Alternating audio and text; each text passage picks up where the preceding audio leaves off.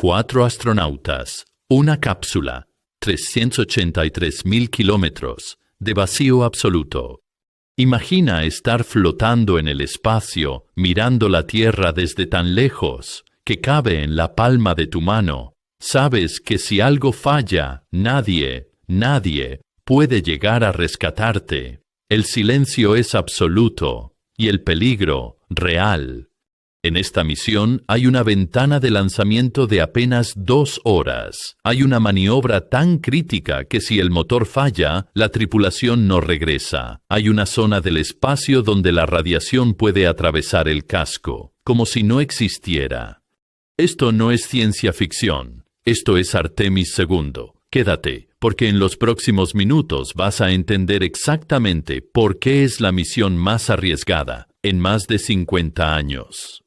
Para entender Artemis II, primero tienes que entender de dónde viene. En los años 60 y 70, el programa Apolo llevó a 12 seres humanos a la superficie de la Luna, 12 personas, que pisaron otro mundo y regresaron para contarlo.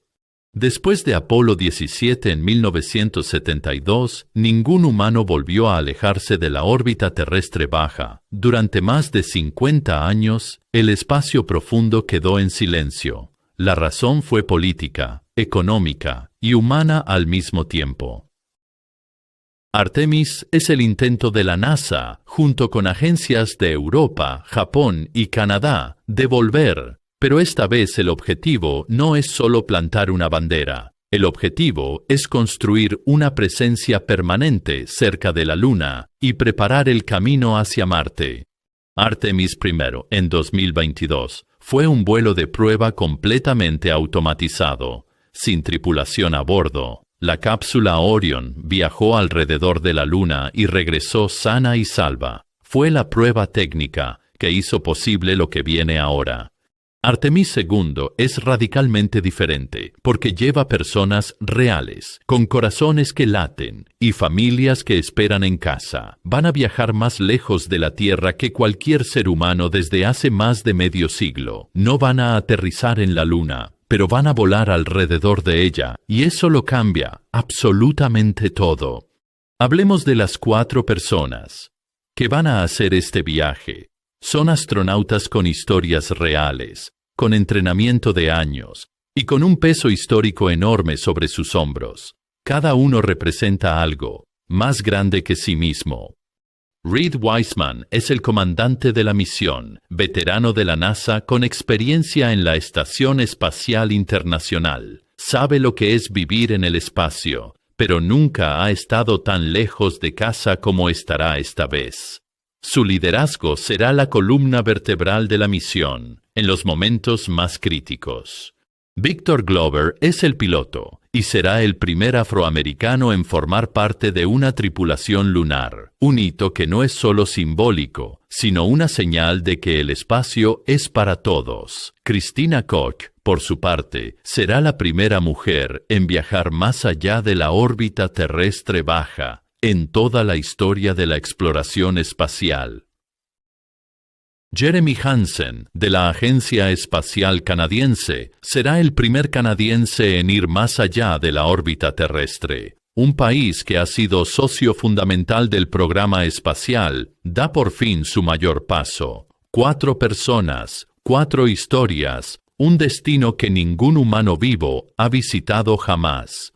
Estos 4 astronautas no fueron elegidos al azar, entre cientos de candidatos. Cada uno fue seleccionado por sus habilidades técnicas, su estabilidad psicológica y su capacidad para trabajar bajo presión extrema. El proceso de selección duró años y fue uno de los más rigurosos en la historia de la NASA. El entrenamiento incluyó simulaciones de emergencias, maniobras en tanques de agua, y pruebas de resistencia física y mental.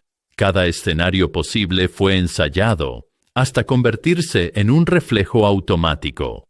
Porque en el espacio profundo, dudar un segundo puede ser la diferencia entre vivir y no regresar.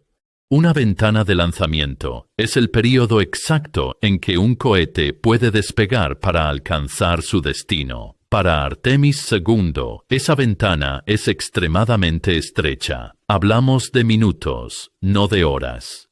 La razón es matemática. La Luna orbita la Tierra, la Tierra gira sobre su eje y el cohete sale desde Florida en un ángulo muy específico. Para que la cápsula Orion alcance la trayectoria correcta, el momento del despegue tiene que ser perfecto. Es como lanzar una pelota a alguien que corre a toda velocidad, apuntando no a dónde está, sino a dónde va a estar. Si hay una tormenta, viento fuerte o un problema técnico de último minuto, se espera la siguiente ventana. Ese retraso puede significar días o semanas, con presión enorme sobre el equipo y el presupuesto. Para Artemis I, hubo múltiples intentos fallidos antes de que el cohete pudiera despegar. Los ingenieros del Centro Espacial Kennedy monitorean más de 400 parámetros técnicos en tiempo real antes de autorizar un lanzamiento. Cada sensor, cada válvula y cada sistema de respaldo debe estar funcionando dentro de los márgenes aceptables. Un solo dato fuera de rango puede detener el conteo regresivo a segundos del despegue. El clima en la costa de Florida es famoso por su imprevisibilidad, con tormentas eléctricas que aparecen en cuestión de minutos. Un rayo que golpee la plataforma de lanzamiento durante el despegue podría ser catastrófico. Por eso existe un sistema de detectores de rayos que cubre varios kilómetros alrededor del complejo. Más allá del clima, la proliferación de satélites ha convertido la órbita terrestre baja en un espacio cada vez más congestionado. La NASA calcula con precisión las trayectorias para evitar cualquier colisión durante las primeras horas críticas del vuelo. La naturaleza no negocia, pero la ingeniería humana hace todo lo posible por anticiparse. Pensemos en la ruta de Artemis II como una historia en 4 actos, donde cada etapa tiene su propia lógica, su propio riesgo y su propia belleza técnica. El primer acto es el ascenso. El SLS despega con una fuerza brutal, siendo uno de los cohetes más potentes jamás construidos. En los primeros minutos, la tripulación soporta fuerzas varias veces superiores a la gravedad terrestre. El segundo acto es la transición, el más crítico de todos. El módulo de servicio europeo enciende sus motores para sacar a Orion de la órbita terrestre en la maniobra llamada Trans-Lunar Injection. Si este motor falla, en ese momento exacto, la misión termina. El tercer acto es el sobrevuelo lunar, el corazón del viaje. Orion se aproxima a la Luna y la tripulación la verá desde unos pocos cientos de kilómetros de distancia. La gravedad lunar los captura y los lanza de vuelta hacia la Tierra, en lo que se llama una trayectoria de retorno libre. Durante el sobrevuelo, la tripulación entrará en la zona de silencio de radio, cuando Orion pase detrás de la Luna y toda comunicación con la Tierra quedará interrumpida. En ese momento, los 4 astronautas estarán completamente solos, más aislados que cualquier ser humano en la historia moderna. Desde la ventana de la cápsula, la superficie lunar aparecerá con una claridad que ninguna fotografía puede capturar. El cuarto acto es el regreso, y no admite errores. Orion se aproxima a la Tierra a más de 40.000 kilómetros por hora. Y el escudo térmico soporta temperaturas superiores a las de la superficie del Sol. La misión completa dura aproximadamente 10 días en el espacio profundo. Hay riesgos en Artemis II que no siempre aparecen en los comunicados oficiales, no porque se oculten, sino porque son difíciles de comunicar sin crear pánico. El primero es la radiación. Fuera de la protección del campo magnético terrestre, la tripulación queda expuesta a la radiación cósmica y a los eventos de partículas solares. Una erupción solar intensa durante el viaje podría representar una dosis de radiación muy significativa. La NASA monitorea el Sol constantemente desde estaciones en todo el mundo, pero el Sol no avisa cuando decide actuar. El segundo riesgo es el escudo térmico. Artemis I reveló que el escudo de Orion se degradó, más de lo esperado durante la reentrada. La NASA investigó, modificó el proceso y asegura que el problema está controlado. Pero, con 4 vidas humanas a bordo, el margen de error es literalmente 0. Existe además el riesgo de los micrometeoritos, partículas que viajan a decenas de miles de kilómetros por hora, en el espacio profundo. Un impacto directo en un sistema crítico de la cápsula podría ser imposible de reparar a bordo. La NASA ha diseñado sistemas de redundancia, pero el espacio tiene una capacidad infinita para presentar situaciones que ningún ingeniero anticipó. El tercer riesgo es el factor humano, el más difícil de cuantificar. Estar a 383.000 kilómetros de casa durante 10 días, sabiendo que ningún rescate puede llegar, afecta la mente de formas que el entrenamiento no puede simular completamente. El equipo ha sido preparado para esto, pero el espacio profundo siempre guarda sorpresas.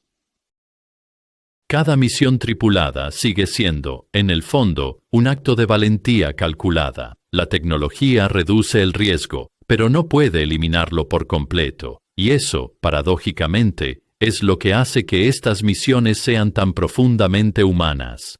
En un mundo con guerras, crisis climáticas y divisiones profundas, es legítimo preguntarse por qué gastar miles de millones en ir a la Luna.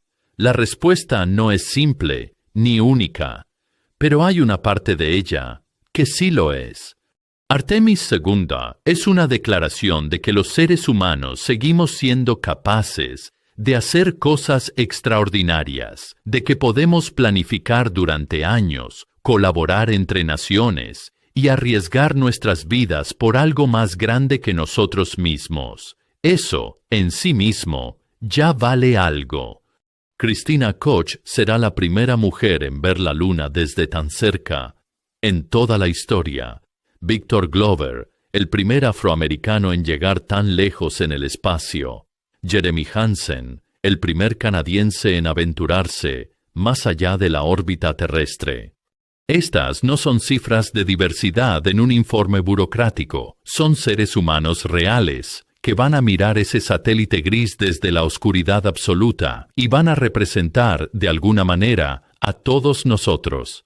Si Artemis II funciona, Artemis III aterriza, y si Artemis III aterriza, el camino a Marte se vuelve real. Todo empieza aquí, con 4 personas, un cohete y una ventana de lanzamiento de 2 horas. Si este video te pareció útil, suscríbete y activa la campana. Nos vemos en el próximo.